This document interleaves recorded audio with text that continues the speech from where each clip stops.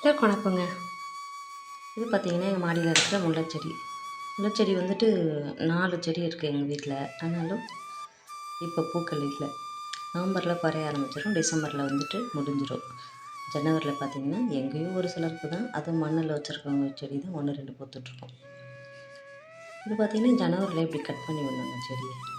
Cut பண்ணி விட்டால் தான் அடுத்து ஏப்ரலில் வந்து உங்களுக்கு நிறைய பூக்களை கொடுக்கும். அப்படி நீங்கள் கட் பண்ணாமல் அப்படியே விட்டுட்டு திரும்பி அதுவே மொட்டு வச்சா பூக்கள் வந்து சின்ன சின்னதாக இருக்கும். அடுத்தது பார்த்திங்கன்னா நிறைய வைக்காது. அதனால் எப்போயுமே பார்த்திங்கன்னா ஒவ்வொரு வருஷமும் நான் ஜனவரியில் இது மாதிரி கட் பண்ணி விட்டுருப்பேன். கட் பண்ணி விட்டால் தான் செடிகள் நல்லாயிருக்கும்.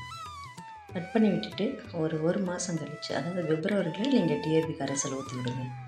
செம்மையாக துளிர் வரும். சூப்பராக அடுத்து நிறைய மொட்டு வைக்க ஆரம்பிச்சிடும் மார்ச்சில். இந்த பதிவு பிடிச்சா லைக் பண்ணுங்கள், ஷேர் பண்ணுங்கள்.